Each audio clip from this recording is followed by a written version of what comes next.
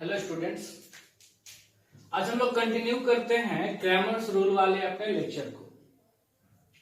तो देखिए, पिछले दिन हम लोग सीख रहे थे क्रैमर्स रूल में हम लोग दो वेरिएबल के नॉन होमोजेनियस इक्वेशंस का कॉन्सेप्ट सीखे थे और उस पर बेस्ड एक प्रॉब्लम भी किए थे। तो एक बार मैं जल्दी से उसको रिकॉल करा लेता हूं, तब हम लोग आगे सीखते हैं। उसमें हम लोग क्या किए थे कि non homogeneous system of equations ले लिए थे दो वेरिएबल का। पहला इक्वेशन था हमारा a1x plus b1y is equal to c1 और दूसरा a2x plus b2y equal to c2। यहां पर हम लोग बात किए थे कि c1 और c2 दोनों एक ही साथ जीरो नहीं होना चाहिए, क्योंकि अगर c1 और c2 दोनों एक ही साथ जीरो हो जाएगा तो फिर ये इक्वेशन कन्वर्ट हो जाएगा होमोजेनियस इक्वेशन में। लेकिन हम लोग यहाँ नॉन होमोजेनियस इक्वेशंस की बात कर रहे थे। तो क्रैमर्स के अनुसार हम लोग यहाँ पे तीन तरह का डिटर्मिनेंट भी डिफाइन किए थे, जिसमें से डेल्टा क्या था हमारा a1 b1 a2 b2। फिर एक था हमारा डेल्टा 1, तो डेल्टा 1 में c1 c2 आ गया था इसके जगह पे, और ये हमारा b1 और b2। और फिर डेल्टा 2 में हम लोग क्या किए थे कि ये तो a1 और a2, b1 और b2 के जगह पे c1 c2। और हम लोग इसको सॉल्व भी किए थे। तो x का वैल्यू निकालना हम लोग सीखे थे इस फॉर्मूले से कि x is equal to delta 1 divided by delta और y is equal to delta 2 divided by delta. इन दोनों ही फॉर्मूले से जब यूनिक सॉल्यूशन होता था सिस्टम ऑफ इक्वेशन का, तब हम लोग वैल्यू निकालना सीखे हुए थे। और फिर एक बात हम लोग यहाँ पे और भी सीखे थे कि केसेस क्या क्या हो सकते हैं इसमें। जैसे हम लोग सीखे थे कि अगर डेल्टा नॉट इक्वल टू 0 हो तो हम लोगों को यूनिक सॉल्यूशन मिलेगा, और वो यूनिक सॉल्यूशन जो होगा x और y का वैल्यू वो उस फॉर्मूले के अनुसार हमको मिलेगा। और उस केस में सिस्टम ऑफ इक्वेशन को क्या कहा जाता है? कंसिस्टेंट। फिर हम लोग ये भी सीखे थे कि अगर डेल्टा 0 के इक्वल हो तो उसके बाद हम लोग डेल्टा अगर 0 हो और साथ में डेल्टा 1 और डेल्टा 2 ये भी 0 हो, तो हम लोग क्या कहते थे कि दोनों ही लाइंस एक ही लाइन को रिप्रेजेंट कर रहे, दोनों इक्वेशंस एक ही लाइन को रिप्रेजेंट कर रही थी, और एक के ऊपर एक हो जाएगा, कोइंसिडेंट लाइंस हो जाएंगी। तो उस केस में हम लोगों को क्या मिला था? इनफाइनाइटली मेनी सॉल्यूशंस हम लोगों को मिला था। और फिर हम लोग देखे थे कि अगर डेल्टा 0 हो और इनमें से डेल्टा 1 और डेल्टा 2 में से कम कोई एक भी अगर नॉन जीरो हो तो फिर लाइंस पैरेलल हो जा रही थी, और लाइंस अगर पैरेलल हो जाएंगी तो हम लोगों को सॉल्यूशन नहीं मिलेगा, नो सॉल्यूशन। यानी तब एक भी ऐसा पॉइंट नहीं होगा जहां पर लाइंस एक दूसरे को इंटरसेक्ट करे। और हम लोग इस कॉन्सेप्ट को अच्छे से लाइन से भी रिलेट करके और जो सिस्टम ऑफ लीनियर इक्वेशंस का मेथड होता है उससे भी रिलेट करके हम लोग दोनों से सीख चुके थे। इन पर बेस्ड एक प्रॉब्लम भी हम लोग सीखे थे। आज हम लोग क्या सीख रहे हैं कि दो वेरिएबल वाले इक्वेशन को ही सीखते हैं, लेकिन कैसा इक्वेशन? होमोजेनियस, यानी जो आपका कांस्टेंट टर्म्स रहेगा वो 0 0 रहेगा। तो देखते हैं। और हम लोग एक बार मैट्रिक्स मेथड में सीख चुके हैं कि जब हम लोग सीख रहे थे कि solving system of linear equations bye matrix method, वहां पे हम लोग ये देख चुके हैं कि ये जो होमोजेनियस इक्वेशन हमारा होता है वो हमेशा ही कंसिस्टेंट होता है, यानी कम से कम एक सॉल्यूशन उसका मिलता ही है। नो सॉल्यूशन जैसा केस उसमें था ही नहीं। किसमें नहीं था? होमोजेनियस इक्वेशंस में। Homogeneous system of equations are always consistent. तो इतना हम लोग सीखे हुए थे। बहुत डिटेल में भी C1 C2 का यहां से हम लोग वैल्यू भी यहां पे रख करके हम लोग देखे थे। इन पर बेस्ड प्रॉब्लम भी देखे थे। होमोजेनियस सीख लेते हैं। और फिर एक और भी कॉन्सेप्ट होता है कि दो ही वेरिएबल रहेंगे लेकिन 3 इक्वेशन होता है। उसको भी, हालांकि वो बोर्ड में कभी नहीं आएगा, जेई वगैरह के एग्जाम्स में आता है, उसको भी थोड़ा बहुत हम लोग आइडिया ले लेंगे। और तो हम लोग आगे बढ़ेंगे 3 वेरिएबल्स की तरफ, यानी 3 वेरिएबल। और जब 3 इक्वेशन हमको गिवन होगा तो क्रैमर्स रूल से कैसे हम लोग उसको सॉल्व करते हैं, इसको हम लोग देखेंगे। तो आगे हम बढ़ते हैं होमोजेनियस की तरफ। पहले इसको मिटा लेते हैं।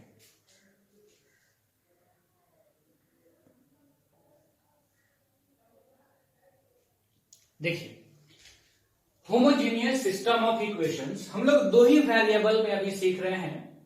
हम लोग दो इक्वेशन कंसीडर कर लेते हैं पहले। तो हम लिखते हैं कंसीडर द सिस्टम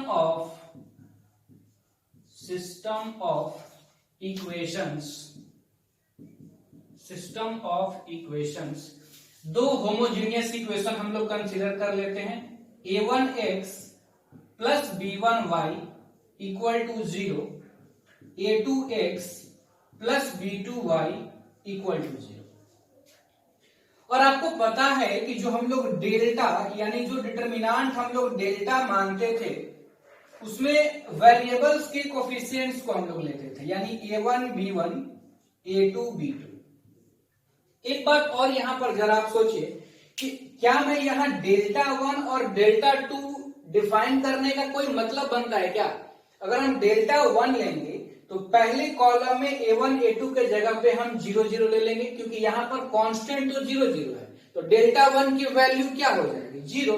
सिमिलरली अगर हम डेल्टा 2 भी लेते हैं तो हम लोगों को 0 0 लेना पड़ेगा, तो इसलिए डेल्टा 1 और डेल्टा 2 लेने का यहां पे कोई मतलब ही नहीं बनता। तो इसके कॉन्सेप्ट को हम लोग जरा सोचते हैं। आप जैसे सोचिए कि अगर ये तो आपको पता ही है, हम लोग स्ट्रेट लाइन प्लस 1 में कर चुके हैं कि अगर दो लाइंस के इक्वेशन है और दोनों में कांस्टेंट टर्म्स 0 है, या किसी भी कर्व का इक्वेशन हो और अगर उस कर्व के इक्वेशन में कांस्टेंट टर्म हो ही नहीं, तो इसका ये मतलब होता है कि वो कर्व ओरिजिन से पास कर रहा है। ये मैंने क्लास में आपको बहुत बार बताया होगा कि अगर कोई लाइन में या किसी भी कर्व के इक्वेशन में कांस्टेंट टर्म्स नहीं है तो ओरिजिन से पास कर रहा है। या आप सेटिस्फाइड भी करा के देख सकते हैं, ओरिजिन के कोऑर्डिनेट्स को दोनों ही इक्वेशन सेटिस्फाइड कर रहा है। तो सेटिस्फाइड करने का मतलब क्या हुआ कि वहां से पास कर रहा है। तो ये दोनों लाइन ओरिजिन से पास कर रहे हैं। तो हम लोग क्या करते हैं कि दो इक्वेशन, दो लाइन यहां पर ड्रॉ कर लेते हैं। जैसे मान लेते हैं हम कि एक ये हमारा लाइन है और दूसरा लाइन हम लोग, ये जो ब्लैक मार्कर से मैं दूसरे लाइन को ले रहा हूं, ये लाइन है हमारा। तो अब हम जरा सोचते हैं कि क्या क्या केसेस यहां पे बन सकता है। जरा आप सोचिए कि दो लाइन अगर ओरिजिन से ही पास कर रहे हैं तो दो ही केसेस हो सकता है। क्या क्या केस होगा कि या तो दोनों ही लाइन का स्लोप इक्वल हो जाए, यानी दोनों लाइन कोइंसिडेंट हो जाए, एक के ऊपर दूसरा लाइन हो जाए, या दोनों लाइन एक ही जगह पे एक दूसरे को इंटरसेक्ट करे, वो भी कहां पे? 0 0 पे। प्रीवियस कॉन्सेप्ट में हम लोग जो सीख रहे थे non homogeneous system of equations, तो उसमें केस ये भी था कि लाइंस एक जगह पे इंटरसेक्ट करें, या लाइंस पैरेलल हो जाए, या लाइंस कोइंसिडेंट हो जाए। लेकिन क्या यहां पे जब दोनों ही लाइन ओरिजिन से पास कर ही रही है तो क्या दोनों लाइन कभी पैरेलल हो सकती है? क्या कोइंसिडेंट होगी ना, दोनों का सेम हो जाएगा स्लोप। कोइंसिडेंट मतलब एक के ऊपर एक लाइन हो जाएगी। तो एक बात और आप यहां से बता सकते हैं कि ये दोनों ही लाइन कम से कम एक पॉइंट पर तो एक दूसरे को इंटरसेक्ट करेगी। कहां पे? तो ओरिजिन पे। अगर दो लाइंस ओरिजिन से पास कर रही हैं तो ये तो फिक्स हो गया ना कि एक पॉइंट पर तो मिनिमम रिक्वायरमेंट है हमारा कि कम से कम एक पॉइंट पे इंटरसेक्ट करेगी, और वो कौन सा पॉइंट है? ओरिजिन 0 0। बहुत ही छोटी सी बात है, मामूली बात है कि इस पॉइंट पर तो इंटरसेक्ट करना ही है।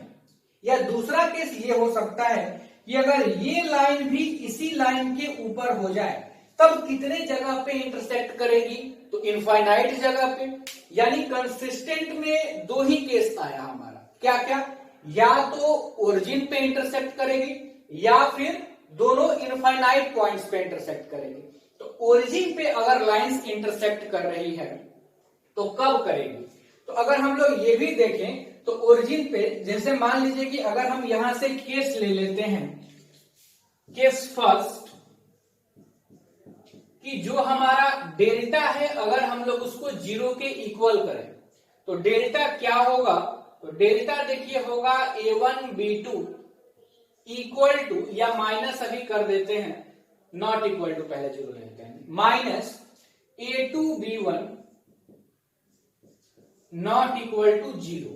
तो यहां से आपको मिलेगा a1b2 not equal to a2b1 या a1 by b1 not equal to a2 by b2। Minus से अगर हम लोग मल्टीप्लाई कर लें तो minus a1 by b1 equal to not equal to minus a2 by b2। अब आप जरा ये देखिए कि ये लाइन जो है, पहले लाइन का स्लोप है ये माइनस a1 बाई b1 और ये दूसरे लाइन का स्लोप है। तो अगर दोनों ही लाइन का स्लोप बराबर नहीं होगा तो स्लोप इक्वल नहीं होने का मतलब क्या है कि दोनों लाइन का इंक्लिनेशन भी इक्वल नहीं होगा। और अगर इंक्लिनेशन इक्वल नहीं होगा तो लाइंस एक जगह पे एक दूसरे को इंटरसेक्ट करेगी और वो कौन सा पॉइंट होगा? ओरिजिन होगा। ओरिजिन के अलावा वो और कोई दूसरा पॉइंट हो ही नहीं सकता। कब ऐसा होगा? जब डेल्टा नॉट इक्वल टू 0 हो। तो इसमें हम लोगों को ये केस मिला कि अगर डेल्टा नॉट इक्वल टू 0 होगा तो इसका मतलब है कि होमोजेनियस सिस्टम ऑफ इक्वेशंस जो है उनमें एक ही सॉल्यूशन मिलेगा, एक ही पॉइंट पे दोनों लाइन इंटरसेक्ट करेगी और वो कहां पे? ओरिजिन पे। और उसी को कहा जाता है ट्रिवियल सॉल्यूशन। ये मैंने आपको solving system of linear equations bye matrix method से भी बताया है। ट्रिवियल सॉल्यूशन का मतलब हो गया ओरिजिन पे 0 0 पे, यानी कि पॉइंट ऑफ इंटरसेक्शन हमारा क्या हो जाएगा? 0,0 यानी x is equal to 0 and also y is equal to 0। और चूंकि सॉल्यूशन मिल रहा है इसलिए इस केस में हम लोग क्या कहेंगे? कंसिस्टेंट। सिस्टम ऑफ इक्वेशन को कंसिस्टेंट कहेंगे। दूसरा केस क्या हो सकता है आप जरा बताओ? कि डेल्टा इक्वल टू 0 हो सकता है। तो अगर डेल्टा इक्वल टू हम लोग 0 करेंगे तो ये सब कुछ सेम आएगा, बस यहां पे इक्वल टू आ जाएगा, यानी स्लोप बराबर। तो लाइंस एक दूसरे को ओवरलैप कर जाएगी। तो उस केस में आपको इनफाइनाइटली मेनी सॉल्यूशंस मिल जाएगा, क्योंकि लाइन एक दूसरे के ऊपर हो जाएगी, कोइंसिडेंट हो जाएगी। तो यहां से हम लोग बात करें केस 2 की कि अगर डेल्टा इक्वल टू 0 है तो इस केस में आपको क्या मिलेगा? इनफाइनाइटली मेनी सॉल्यूशंस मिलेंगे। और वो कैसे निकालते हैं हम लोग सीखे हुए हैं प्रीवियस लेक्चर में भी।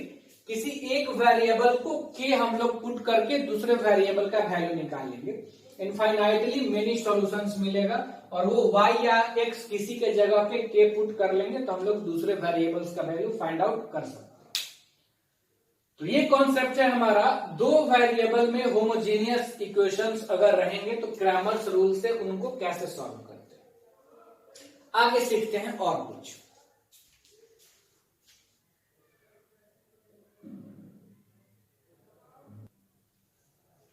देखिए अब हम लोग सीखते हैं system of equations in 3 variables.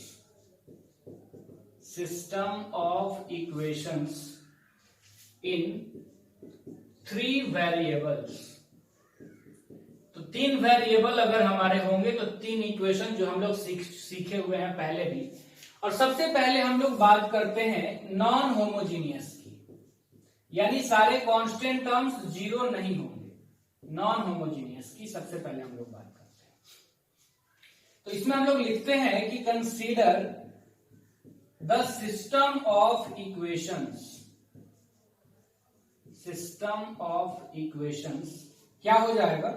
a1x plus b1y plus c1z is equal to d1 पहले। और हाँ एक बात और, अगर आप प्रीवियस लेक्चर नहीं देखे हुए हैं क्रैमर्स रूल का तो पहले आप उसको देखें, तभी आप इसको देखेंगे तो आपको समझ में आएगा। क्योंकि जो बेसिक बातें हैं, जो स्टार्टिंग की बातें हैं, वो प्रीवियस लेक्चर में मैंने बताया है। जो बच्चे पिछले लेक्चर को देखे होंगे उनको ही ज्यादा समझ में आ रहा होगा। तो ये पहला इक्वेशन। दूसरा हम लोग कंसिडर कर लेते हैं a2x plus b2y plus c2z is equal to d2 and a3x plus b3y plus c3z is equal to d3। तो ये देखिए d1, d2 और d3 तीनों एक साथ 0 नहीं होने चाहिए, तभी ये non homogeneous system of equations को रिप्रेजेंट करेगा। अब देखिए क्रैमर्स रूल क्या कहता है कि पहले तो यहाँ पे डिफाइन किया जाता है कुछ डिटर्मिनेंट्स, जो जैसे हम लोग 2/2 वाले में किए थे, डेल्टा। तो डेल्टा क्या होगा आपके समझ में आ रहा होगा, वेरिएबल्स का coefficient a1 b1 c1, a2 b2 c2, a3 b3 c3। फिर हम लोग बात करें डेल्टा 1 की, तो आपको पता है कि 1 की बात करें तो x वाले कोफिशिएंट्स के जगह पे कांस्टेंट टर्म्स आ जाएगा, यानी क्या आ जाएगा, d1 d2 d3, और फिर b1 b2 b3 second column जो कहते हो, थर्ड कॉलम भी जो कहते हो c1 c2 c3। फिर अगर हम लोग आगे बात करें तो अगला डिटर्मिनेंट हमारा डिफाइन होगा डेल्टा 2। तो डेल्टा 2 क्या हो जाएगा, तो डेल्टा 1, ये पहला कॉलम जो कहते हो a1 a2 a3, y वाले कोफिशिएंट्स के जगह क्या आ जाएगा, तो ये हमारा कांस्टेंट टर्म्स जो था d1 d2 और d3, और c3 कॉलम 3 हमारा जो कहते हो c1 c2 और c3, और यहां एक और डिफाइन हो जाएगा, कौन, डेल्टा 3। तो डेल्टा 3 कितना हो जाएगा, तो डेल्टा 3 हो जाएगा a1 a2 a3 b1 b2 b3, और c1 c2 c3 के जगह पे आ जाएगा d1 d2 d3। बिल्कुल सेम कॉन्सेप्ट है जैसा हम लोग पिछले दिन सीखे थे, उसमें 2 वेरिएबल्स थे, यहाँ 3 वेरिएबल है। वहां 2 वेरिएबल था तो जो डिटर्मिनेंट जिस मैट्रिक्स का आ रहा था वो 2/2 ऑर्डर का आ रहा था, और यहाँ 3 है इसलिए 3/3 ऑर्डर के आ रहे हैं डिटर्मिनेंट। अब वहां भी हम लोग देखे थे कि डेल्टा के साथ डेल्टा 1 डेल्टा 2 और डेल्टा 3 किस तरह से कनेक्टेड है, तो यहां भी हम लोग सीख लेते हैं। हालांकि सेम कॉन्सेप्ट जैसे वहां था वैसे यहां भी होगा, इसीलिए मैं सिर्फ एक को डेल्टा 1 को यूज करके आपको दिखा दे रहा हूं, फिर हम लोग आगे बात करेंगे। तो अभी हम लोग ये देख रहे हैं कि डेल्टा 1 और डेल्टा में क्या कनेक्शन है। तो देखिए डेल्टा 1 है कितना, तो डेल्टा 1 है d1 d2 d3 b1 b2 b3 और c1 c2 c3, और d1 d2 d3 का वैल्यू हम लोग इक्वेशन से पुट कर सकते हैं यहां पे।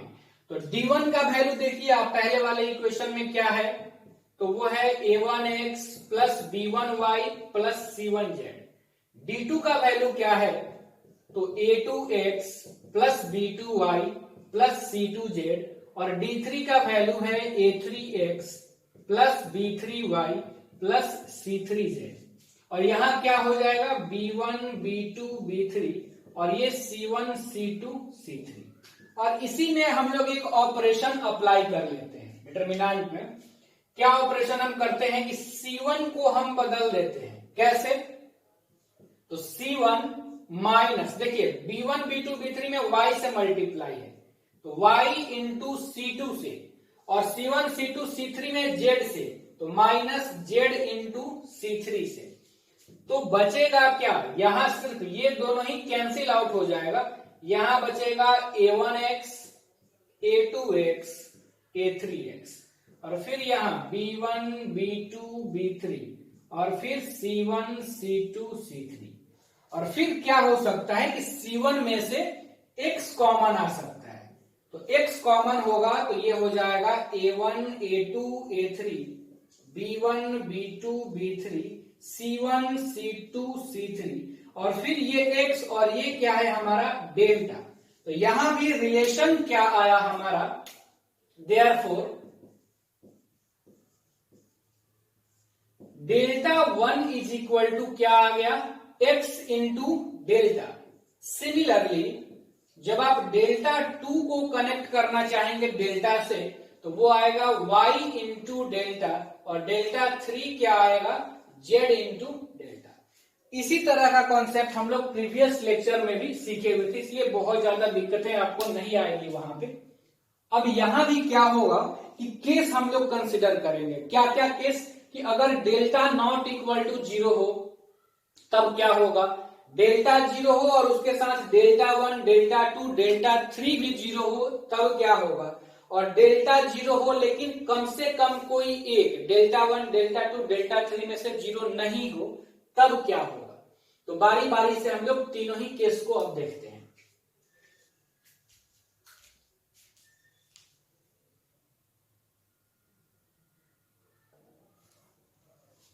देखिए, तो पहला केस हम लोग लेके चलते हैं, case first. When delta not equal to 0। अब एक बात मैं और यहां पे आपको बताना चाहूंगा कि क्लास 12 में अभी आप गए ही हैं और क्लास 12 में एक चैप्टर है आपका 3D ज्योमेट्री। तो जो दो वेरिएबल्स वाले इक्वेशन थे, तो उनमें जो डेल्टा नॉट इक्वल टू 0 या 0 के इक्वल करके मैं आपको कॉन्सेप्ट स्ट्रेट लाइन से रिलेट करके वहां पे बता पाया था, क्योंकि आप क्लास 11th में स्ट्रेट लाइन अच्छे से पढ़े हुए हैं। अब यहां पे क्या होता है कि ये जो आपको तीन वेरिएबल्स में इक्वेशन है, अभी स्टूडेंट को लगता है कि ये 3D है सर, और क्या जेड आ गया 3D हो गया और ये लाइन है, लेकिन ये ऐसा नहीं है। ये तीनों ही एक प्लेन के इक्वेशन है, ये तीनों प्लेन को रिप्रेजेंट कर रहे हैं, ना ही कि स्ट्रेट लाइन को। और इनके बारे में डिटेल बात मैं इसलिए नहीं कर पाऊंगा अभी आपके साथ, क्योंकि आप 3D पढ़े नहीं है और अभी मेरे बताने से भी आपको कोई फायदा ही नहीं होगा। यहां पर भी हम लोग डायरेक्शन A1, B1 और C1 जो है वो इस प्लेन के नॉर्मल का डायरेक्शन रेशियो होता है। तो यहां पर अभी हम बात करेंगे तो वो सब बातें आपको समझ में नहीं आएगी। फिर जब मैं डेल्टा नॉट इक्वल टू 0 करेंगे तो मैं बताऊंगा कि ये तीन प्लेन्स कैसे एक जगह पे इंटरसेक्ट कर पाएंगे, लेकिन चूंकि अभी आप प्लेन जानते नहीं है इसलिए ये कॉन्सेप्ट अभी आपके समझ में नहीं आ सकता है। तो इसीलिए हम इसको समझाने के लिए बस मैं जो रिजल्ट बता रहा हूं आप उसको ध्यान में रखेंगे और आपसे प्रॉब्लम्स हो जाएंगे। बाकी बातें हम लोग इसके बारे में 3D में करेंगे, ये कैसे इंटरसेक्ट करेगा डेल्टा नॉट इक्वल टू 0, तो क्या होगा ये समझना होगा 3D में। अभी वैसा ही है जैसा दो वेरिएबल का था, इसलिए वहां हम लोग एक्सप्लेन कर चुके थे। तो यहां आप समझेंगे कि ऐसा होता है, क्यों होता है ये अभी आपको समझ में नहीं आएगा, इसलिए हम लोग अभी इसको नहीं कर रहे हैं। तो डेल्टा नॉट इक्वल टू 0 का मतलब ये हो गया, ये तीनों ही प्लेन एक जगह पे इंटरसेक्ट करेंगे, यानी इस केस में यूनिक सॉल्यूशन एग्जिस्ट करता है। Unique solution exist and is given by, और वो सॉल्यूशन मिलेगा कैसे, तो x का वैल्यू वहीं से आपको मिलेगा, same formula delta 1 by delta y is equal to delta 2 upon delta और z is equal to delta 3 upon delta. तीनों ही प्लेन एक पॉइंट्स पे इंटरसेक्ट करेंगे। हाँ, और वो कोऑर्डिनेट आपको इस फॉर्मूले से मिल जाएगा x, y और z। अब मैं इधर मिटा देता हूं और दूसरा केस हम लोग लेते हैं, बिल्कुल उसी तरह से है जैसा दो वेरिएबल का था। क्योंकि आप प्लेन अभी पढ़े नहीं है 3D, इसलिए मैं बहुत ज्यादा डेप्थ में इसके नहीं जा रहा हूं, क्योंकि और आपका कंफ्यूजन बढ़ेगा, फिर आपका इंटरेस्ट कम हो जाएगा। केस 2,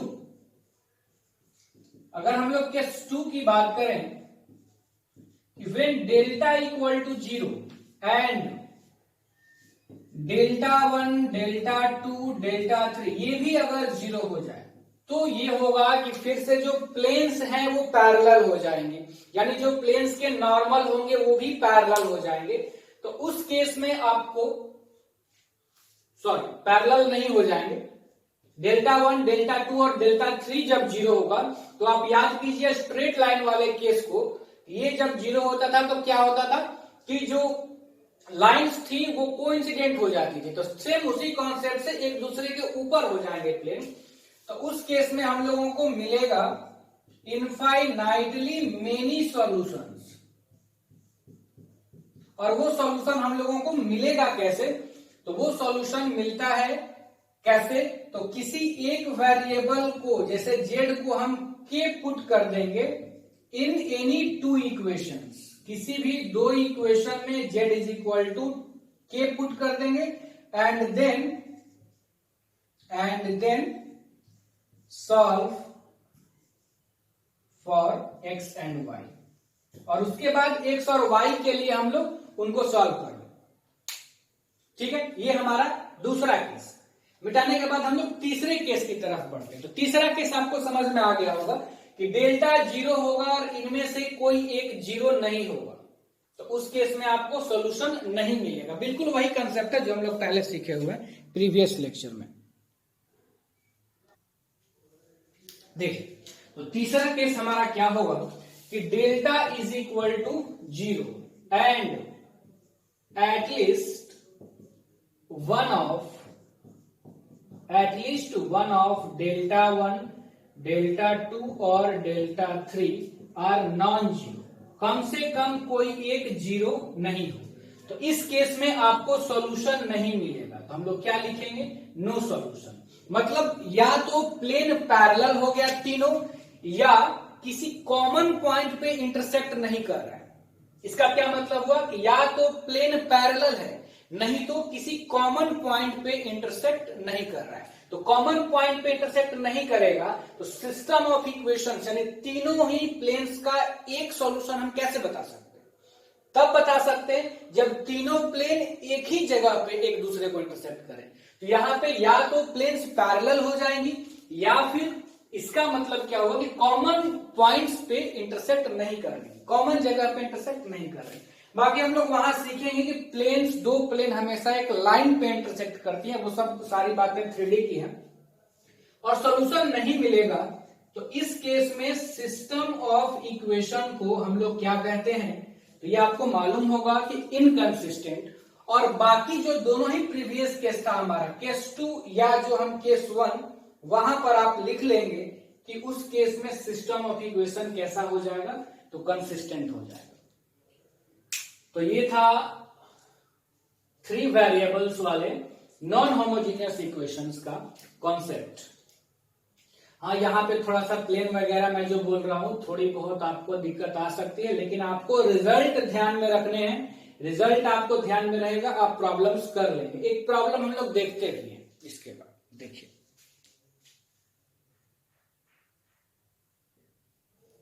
देखिए, एक हम लोग क्वेश्चन करते हैं जो अभी हम लोग 3 वेरिएबल्स वाले सॉल्यूशंस का एनालिसिस किए हैं उस पर बेस्ड। क्वेश्चन में कहा भी जा रहा है कि solve by Cramer's rule. Cramer's rule से हम लोगों को सॉल्व करना है, मतलब एक्स वाई जेड का वैल्यू बताना है। पहला इक्वेशन है आपका x plus Y plus Z is equal to 6, दूसरा है x minus Y plus Z is equal to 2, and तीसरा है 3x plus 2y minus 4z is equal to minus 5। तो मैं बहुत लैंग्वेज नहीं लिख रहा हूं कि जो हम लोग लिखते थे here given system of equations are, वो सब लिखना मैंने आपको मैट्रिक्स मेथड में भी सिखाया है, इसलिए हम लोग यहाँ पर डायरेक्ट काम की बात करते हैं। तो एक्स वाई और जेड का वैल्यू निकालने के लिए हम लोगों को क्या क्या चाहिए बच्चे? तो हम लोगों को चाहिए delta, delta 1, delta 2 and delta 3। तो हम लोग सबका वैल्यू निकाल लेते हैं। तो सबसे पहले हम लोग लिखते हैं here delta is equal to coefficients 1 1 1 1 minus 1 1 3 2 minus 4। ठीक है ना? देखिए ना, 1 1 1 1 माइनस 1 1 3 2 माइनस 4। एक्सपैंड कर दिया जाए और देखा जाए कि वैल्यू क्या आता है। तो 1 अगर हम लोग लेंगे तो ये हो गया 4 माइनस 2, फिर माइनस 1, इसको और इसको छोड़ेंगे हम लोग तो माइनस 4 माइनस 3 और फिर प्लस का 1, तो इसको और इसको, तो ये कितना हो जाएगा 2 और ये प्लस 3। तो ये हो गया 4 माइनस 2, 2 इंटू 1 2, ये हो गया प्लस का 7 और ये 5। तो ये कितना हो गया 7 और 7 14, यानी डेल्टा आ गया हमारा 14 नॉट इक्वल टू 0। मतलब ये भी अब क्लियर हो गया कि यूनिक सॉल्यूशन हम लोगों को यहां से मिलने वाला है, यानी डेल्टा एक्स और वाई और जेड तीनों की वैल्यू यूनिक होगी, यूनिक मिलेगी। अब डेल्टा 1 हम लोग निकाला जाए तो डेल्टा 1 के लिए हम लोग क्या करते हैं कि इनके जगह पे कांस्टेंट टर्म्स, तो वो हो जाएगा 6 2 माइनस 5, बाकी सब ज्यों करते हो 1 माइनस 1 2 और 1 1 माइनस 4। तो देखा जाए कितना आ जाता है तो 6, ये हो जाएगा 4 माइनस 2 और ये तो फिर माइनस 1, तो इसको और इसको एक्सपैंड करेंगे तो ये हो गया माइनस 8 प्लस 5 और फिर प्लस का 1 अगर हम लोग ले लें तो ये हो जाएगा 4 और माइनस माइनस प्लस होगा, लेकिन माइनस ही रह जाएगा क्योंकि वो तो बीच में माइनस ही होता है 5। तो ये कितना हो गया देखिए 2, तो हो जाएगा 12।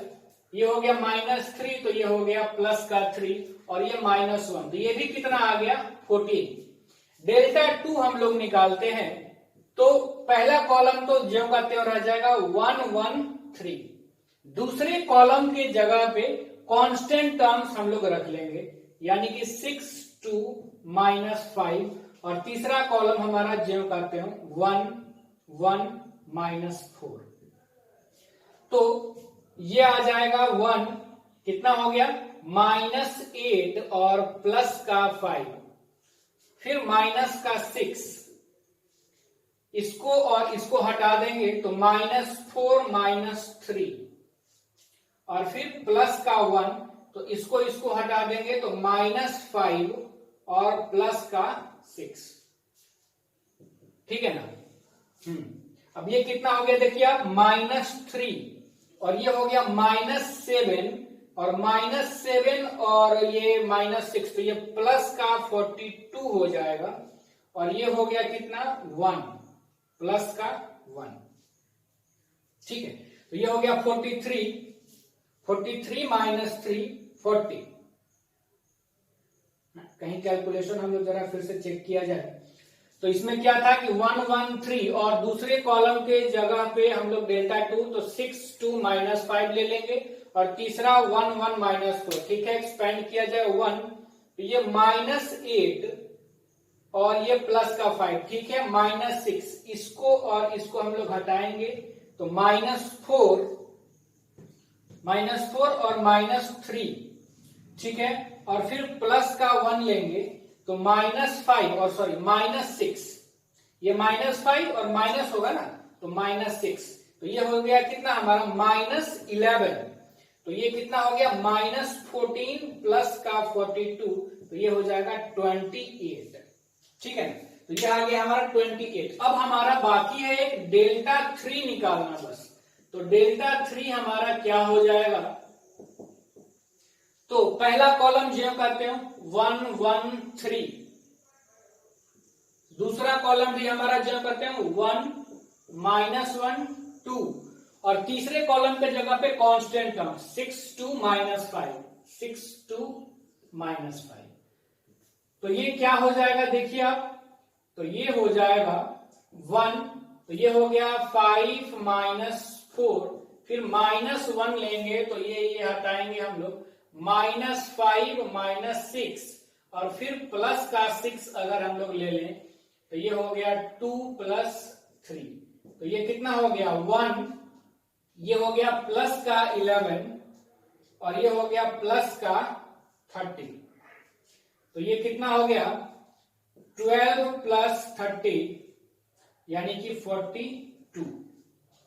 ठीक है ना, तीनों वैल्यू हम लोग और डेल्टा भी निकाल चुके हैं। अब हम लोग जानते हैं कि x का वैल्यू किस फॉर्मूले से निकलता है, तो x होता है डेल्टा 1/डेल्टा।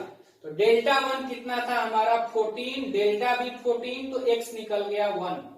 y क्या होता है, तो डेल्टा 2/डेल्टा, यानी कि डेल्टा 2 आया 28/14 यानी 2, और z क्या है, तो डेल्टा 3/डेल्टा यानी 42/14, तो ये आ गया 3। x = 1, y = 2 and z = 3। ये हमारा आंसर आ गया, x y और z का वैल्यू आ गया 1 2 और 3। अगर आपको चेक भी करना है तो आप इन तीनों में से किसी भी इक्वेशन में पुट करके चेक कर लीजिए, x1 y2 z3। पहला नहीं रखेंगे, सेटिस्फाई कर रहे हैं 3 2 5 और 1 6, दूसरे में रखिए ना, तो x है 1 और z है 3, 4 - 2, तो 2 तीसरे में भी आप किसी में भी रखेंगे आपको सेटिस्फाई कर जाएगा। तो इस तरह की प्रॉब्लम्स आपको रेफरेंस बुक्स में जरूर मिलेंगे क्रैमर्स रूल पे। तो अभी हम लोग क्रैमर्स रूल में 3 वेरिएबल का नॉन होमोजीनियस सीखे हैं। आप होमोजीनियस नेक्स्ट क्लास में हम लोग सीखते हैं इसके बाद वाले। होमोजीनियस का भी वही कंसेप्ट है जैसा हम लोग 2 वेरिएबल का कॉन्सेप्ट सीखे थे, बिल्कुल उसी तरह से है वो भी। तब तक आप इस पे प्रैक्टिस कीजिए इस तरह के प्रॉब्लम्स का।